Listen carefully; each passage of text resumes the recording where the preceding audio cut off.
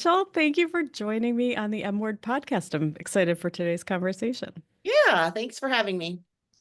Very good. Well, this is it's playful because you and I started today's Friday. We're recording on a Friday, and we chatted on Monday because you also host Yeah, your own podcast, yeah, and so I got to flip the script and be on the other end of this. And you just told me that you record multiple a week. So I'm excited for you to set the stage. Like, what do you do? How does that those leadership conversations fit into this? Um, and how'd you get where you are? yeah. So I own Break the Norm Leadership. We're a leadership and development consulting company. I started the company in 2016, so we just had our 9-year anniversary the end of March, which is exciting. I always joke that, how they always say, like, if you make it 10 years, you're like a real business. So, like, if I'm gonna quit, I just have one more year. Now less than one more year. Because right now you're fake. Yeah, like I've made it 9 years. So if I'm gonna quit and like be a statistic of businesses fail within the first 10 years, I better quit this year. But I don't think that's happening. So we do all things training and development. So we do your traditional like big corporate trainings, nonprofit trainings, state government trainings. And then now we're kind of getting into the learning management system style of training, doing some stuff in senior care. So yeah, that's kind of what we do. I don't know. Did I answer the What, question? what what made you start? What made you so 9 years, long years Yeah. ago? What made you start your own business? Yeah, I started because I was really tired of poor leadership, honestly. I used to be a sales director for an organization, a driving sales director. So I'll let people draw their own conclusions where that organization is. Um, and my senior sales director and my sales director at that organization just, it was toxic. It wasn't great. And it made me want to leave the organization. And I was like, if this is what leadership is, I don't want anything to do with it because I don't have it in me myself to treat somebody like that. And if that's what leadership is, like, no, I'm good. Um, and so I really wanted to help organizations change the way people lead and help them lead more effectively. So not just being like a kind leader, but like how do you get shit done as a leader, but also treat people well. And so got my coaching certification. Um, then I still felt like I had a lot of imposter syndrome. And so I went back and got my master's in organizational leadership and learning, and, had started some leadership programs along the way, coaching at big Fortune 1000 companies, and then started doing youth stuff because I was like, these adults are ridiculous. Like, if we want to make really long lasting sustainable change, we got to work with kids because I can't believe they don't know this stuff. And so started youth programs, and then the pandemic happened.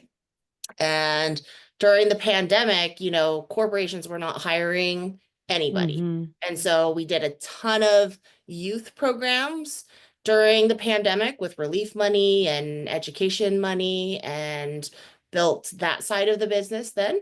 And then after the pandemic, nobody in education had any money, but corporations had money. So we kind of went back to the corporations. And then now we're just kind of finding our space in, we really enjoy doing working with mission driven organizations. And that's, I kind of got out of the fight of like, I don't want to write RFPs anymore for federal government. Like, I don't Mm-hmm. want to compete in big Fortune 1000 companies where there's a million competitors. And so what we've been really doing is just finding cracks or opportunities where training and development can make an impact. And we've been focusing on those areas. So are there certain, where are those cracks? Is it small business? Is it, Senior care, it's a whole industry. So my mom had a long story short, my mom had a heart valve transplant last August. From that, she and dad came home from the hospital with COVID. Mom's COVID turned into long COVID. And then from that, she had a heart attack and psychosis.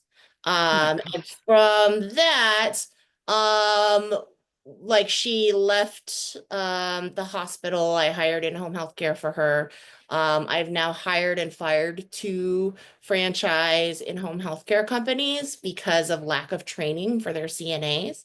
And I'm not talking like lift and carries. I'm talking about how to get along with people, how to, do basic life Mm-hmm. skills things, communication, generational communication, cultural competencies, basic things. And so I kind of saw an opportunity and said, is this just like a Portland where my parents live thing, or is this like an everywhere thing? And through, more exploration, discovered it was an everywhere thing. And said, instead of just complaining about it, how am I going to be a part of the solution? How can I use my training and development organization to develop the trainings that this specific segment of people Mm-hmm. need? And so from that, we're about to launch our Care Forward training platform. It's a virtual platform in May, and it's focused all on soft skills development for caregivers that are working specifically with aging seniors. That's amazing. That's Yeah, amazing. we're I mean, super excited. I'm yeah, super excited. I mean, your story is heartbreaking, and but it's like it's not an isolated Yeah, story that your family's experienced, but for you to be able to sort of parlay that observation and that, need into like a tangible service line that is going to have probably just cascading effects in a good way for other families is amazing. yeah. Well, it was one of those things that I was actually interviewing somebody for my podcast, and she was talking about how she got into her industry in training and development by identifying cracks because she does asbestos training and stuff like that that's like highly regulated. And she's like, but nobody was doing it. It's something that needs to be done yearly. And, Hmm. why not me? And she has a training and development thing too. And so that's kind of what we said too about this senior care stuff. Why not us? Like, why can't we be a part of the solution? Even Yeah. though healthcare providers, we can bring in subject matter experts. We can find the resources to create foundationally really strong trainings for these people. Yeah, but then even like your value proposition of like why you, it's like it's rooted in this real authentic experience. Like you're able, it's like you're not just another service provider. Like there's a reason why you're in this line Yeah. of work, which is I think, from a market positioning, branding perspective is like even more valuable for you and your business.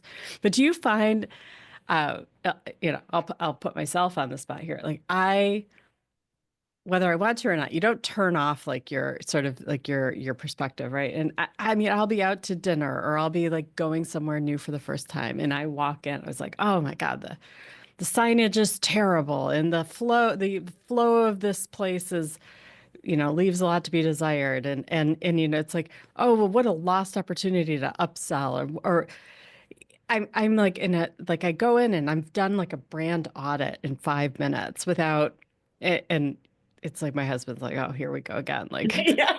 all you're doing is assessing everywhere you go. Um, are you doing that from a leadership vantage point? Like, is every interaction to you like Oh, every an customer, audit? yeah, every customer experience, like every hostess, everything, like I'm always thinking about that too, because my undergrad's in advertising too. So when I look at a bad website or get poor customer service or just look at the overall customer experience, I'm always thinking about that. And funny story that you kind of say that because I was teaching a DEI course for some middle schoolers um, this week, and we were talking about feeling seen and heard. And so Hmm.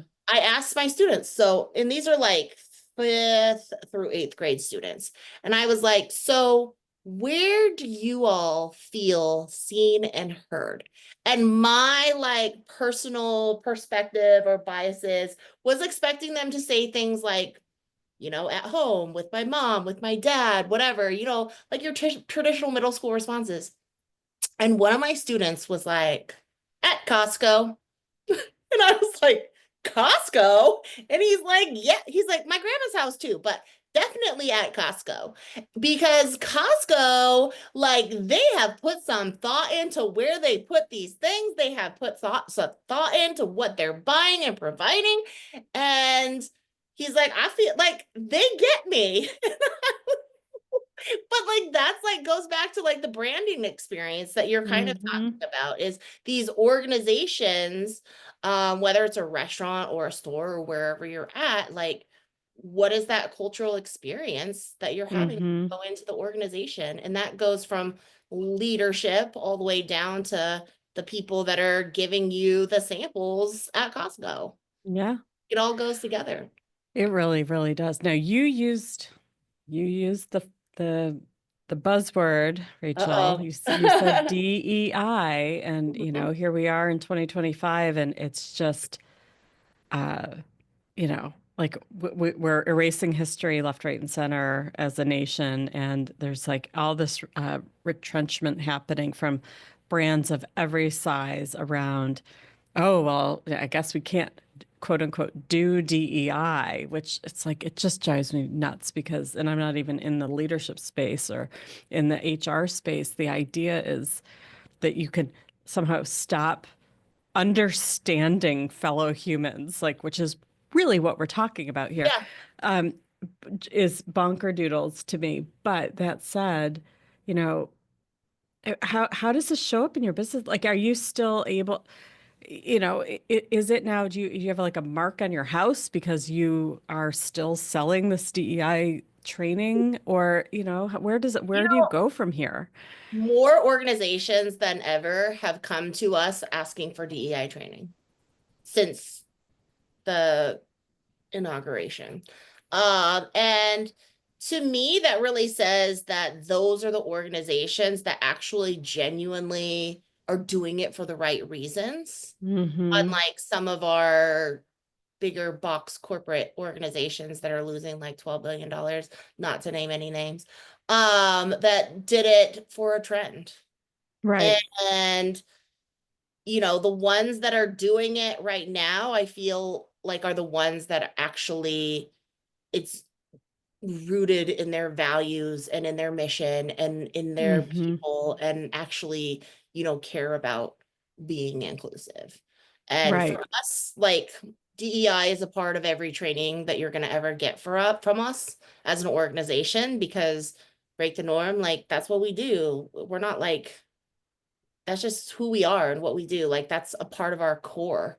Mm-hmm. So like if you ask us to come out with some super one-sided training, like we're not going to do that. That's not who we are. You should go find somebody else if that's what you want. Yeah, I was going to ask about that. It's, are there businesses or clients or corporations that are like, we'd like you to come in and do some, leadership development, but don't talk about inclusive N- management styles. Um, Don't talk about like respecting diversity or cultural awareness or all those things that get tagged.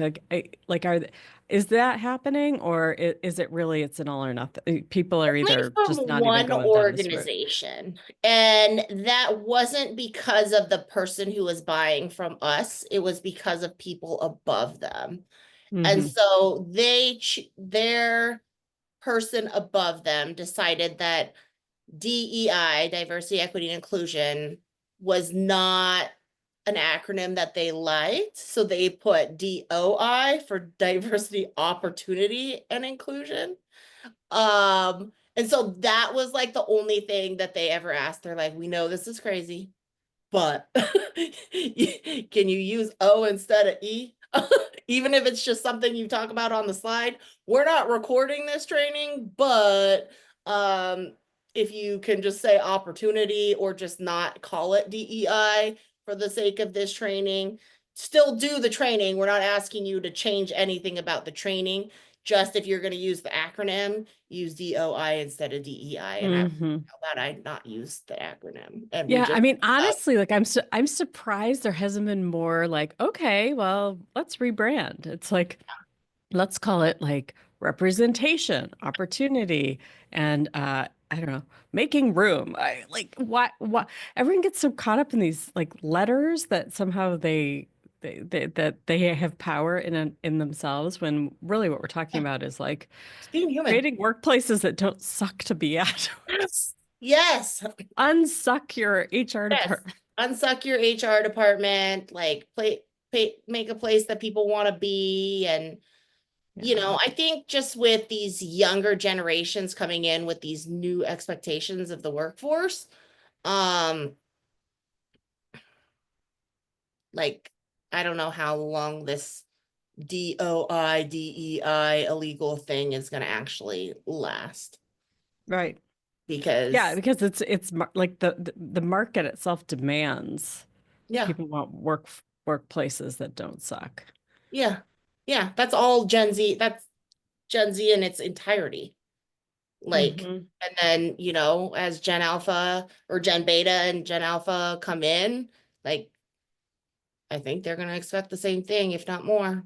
Hmm. Hmm. So what for you has been the hardest part of, building your brand, your business over these last 9 years? Hardest part? I don't know, just finding clients. I don't know, finding people that jam with us and we jam with them and wanting to work together on a long-term thing. I'd say earlier in my career, I definitely had age and race against me. Or I felt like I had age and race against me. Now that I'm almost 40, I would say like, and I have my master's degree, I think those are no longer things that, people are no longer questioning, why should I trust you? Because Mm. now I have age, because apparently that matters, and credentials, because apparently that matters too, behind me. And so people don't ask that question anymore, but I think it's always just, finding more clients is the ever revolving, like, how do you continue to either find an avenue where people are just continuously buying from you, or how are you continuously out in the market finding new clients and selling? Yeah. Now, you used the term earlier. You said imposter syndrome is what sent you to get your graduate degree because you did not feel that you could answer that why you. You didn't feel like you were worthy of, sort of having the answers. So was it the degree that sort of, solved the imposter syndrome for you, or is it more just doing the damn work and like the experience that you now have under your belt? I think it was a little bit of both. Like, I did learn a ton from the degree, don't get me wrong. I learned a ton. I definitely got confidence from the letters, for myself, but also just doing bigger projects, um, gave me the confidence too of, you know, and then like leading all these people. Like, I was like, what am I doing? Because, most of our team are 1099s. We have a few W4s as well. Um, and those are mostly people that are working for us part-time that, don't have their own established businesses and all the things. Um, but yeah, I think once we started getting bigger clients and paying bigger payrolls and doing those types of things, then yeah, like some of that imposter syndrome like went away because I was like, okay, maybe I can do this. Oh shit, I am the boss. Because for a long time I felt like I wanted a partner. I want a partner. I want a partner. I want to do this with somebody else. I want a partner. And my dad was always like, you don't Yep. want a partner. You don't want a partner. He's like, find a friend. You don't want a partner. And I was like, but Phone a I friend. Yeah. do. I do want a partner. He's like, no, you don't. No, you don't. And, Well, what you want is you want a confidant, but it is nice to share. Well, I don't have a partner in my business. I have a husband who, by default becomes a partner, that has right? And opinions. th- that. has learned over the last 13 years when to offer them and when not to. Um, but I've been there too with that desire of like not wanting to be the only one worrying about payroll at night, Yeah. being the only one not worrying about like how do I get the next client and what if I don't? And it's I think that desire for a partner that it's like shared responsibility. There's a heaviness that weighs on you Yes. as the boss. Yes. And I want to hear more about like have you had like the oh shit, I am the boss moment? Like and what was that? Like how'd that happen Um, for you? my probably biggest like, oh shit, I am the boss was probably like my first major payroll. Where like the client paid late, I had payroll due, like, and I also had my payroll company mess up and charge me double payroll. And so now I'm just living off my credit card until this is fixed. Um, and like that was my first like, oh shit, like this, like the buck ends with me. Like I'm Yeah. the one who has to solve this problem. I'm the one who had this amount of payroll taken out of their bank account and am working with the company to try to get it fixed and, telling them they're fucking idiots. What are you doing? You ran my payroll twice and trying to get my next payment coming in. Like, I mean, no shade on anyone who works for a payroll company or anything yeah, like yeah, that. all right. Just don't fuck up, man. But yeah, that was probably one of my biggest ones is yeah, like, oh man, this ends with me. hmm So if you could go back and, with this beautiful lens of 2020 hindsight vision, what would you tell Rachel starting out in your career? My dad is a small business owner, and there's been several times, especially like with the pandemic, where I've looked at him and said, nobody's buying anything. Should I go get a job? And he looked me dead in the face and he said, it's not time yet. Keep going. And so the hindsight that I always give myself or anybody else is you need to find that person that you have in your corner that when you have doubt and insecurities will look at you and say, it's not time yet, just keep going. And I've made it 9 years. I'm doing something right. That And, well, that I we're mean, going into a recession and uh, I'm not freaking that's out scary about as it. shit, isn't it? Oh, Yeah, you're but not I'm not freaking. freaking out about it because I'm like, I've made it through worse things. The pandemic Okay. was worse.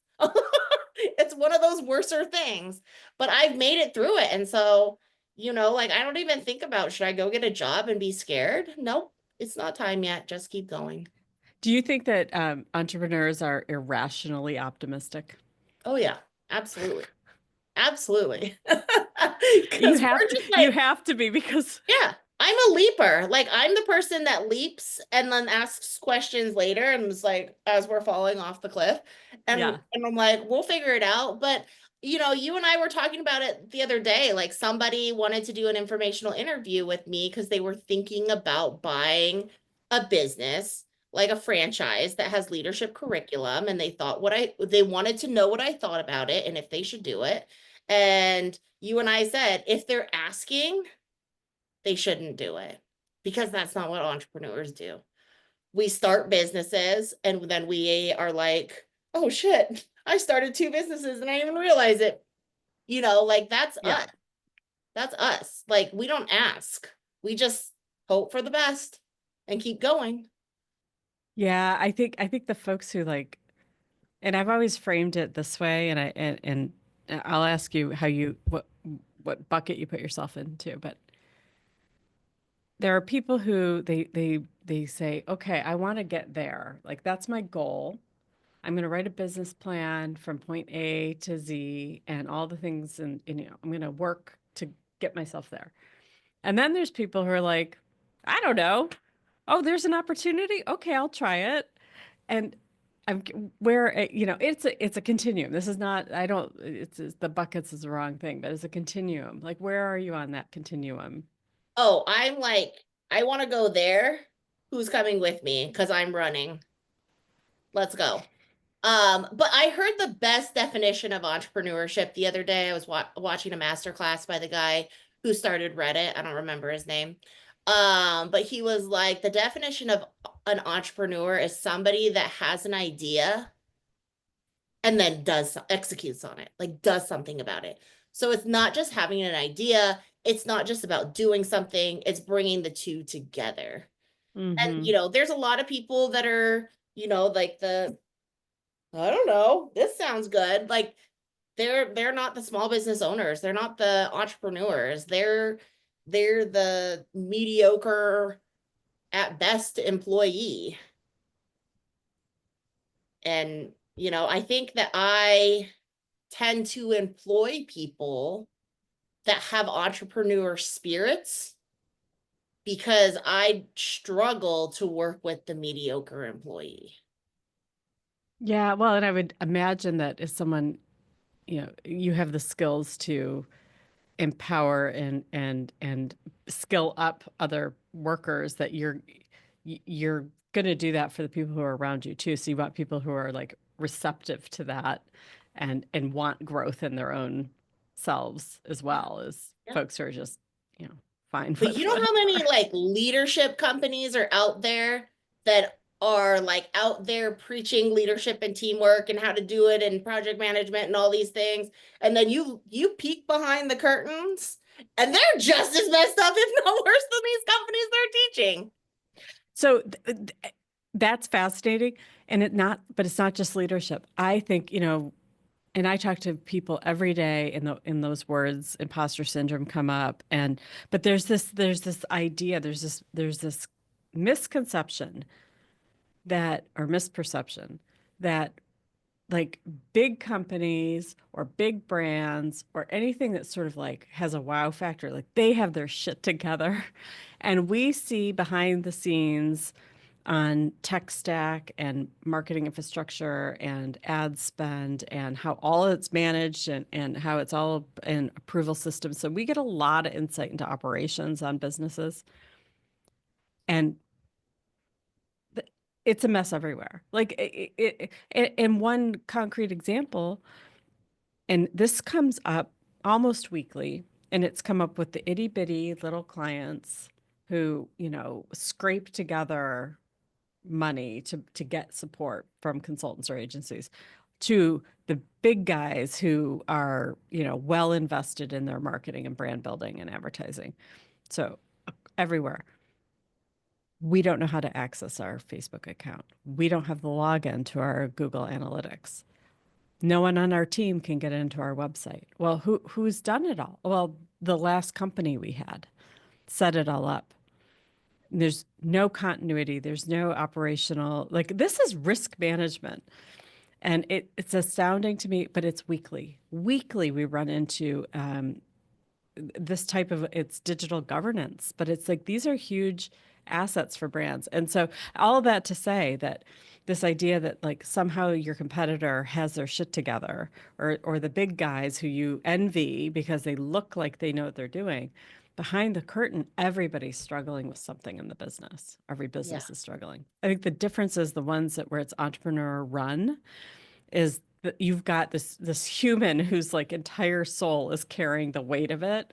Whereas in a Yep. corporate setting, I think sometimes that's why it's even more messed up, because you don't have anyone who feels that weight of Yep. like personal responsibility to make sure Yep. stuff works.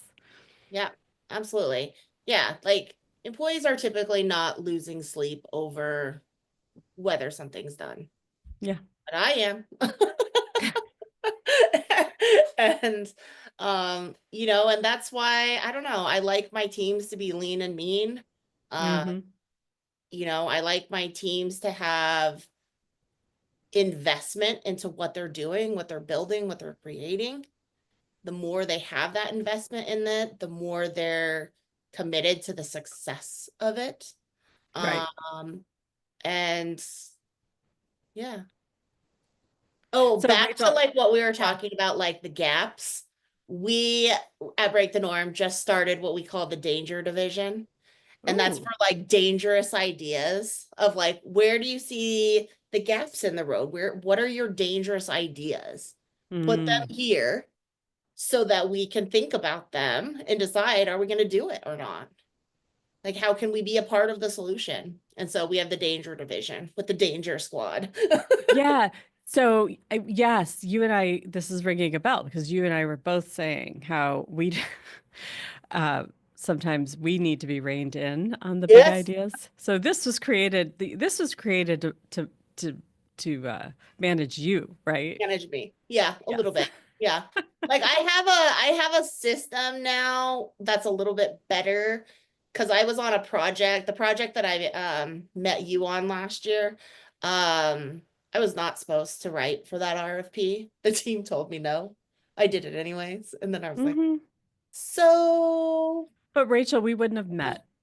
Had you not done that, then you would not be in my life and we yes. would not be having this fun conversation. So I'm glad you wrote for that RFP that Yes, yes. nearly broke you. Yes, the danger division would have opinions about it.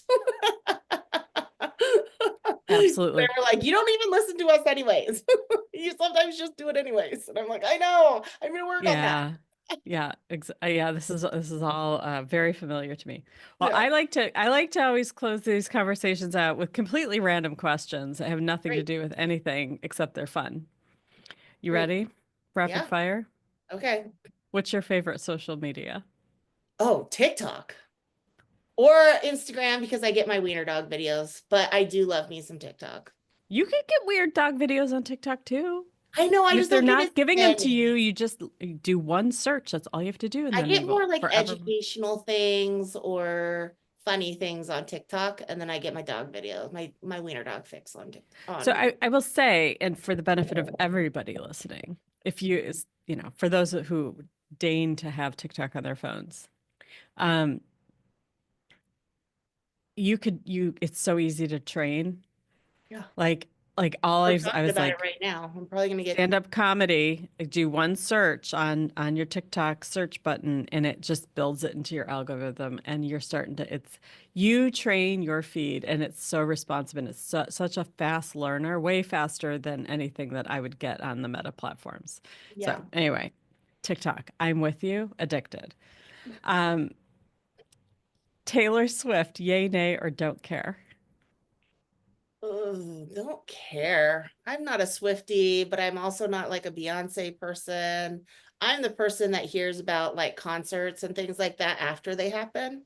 And then I'm like, oh, maybe I should have gone to that. But Hmm. definitely not gonna, yeah. Mm. I think Travis Kelce and Jason Kelce are way Okay. better.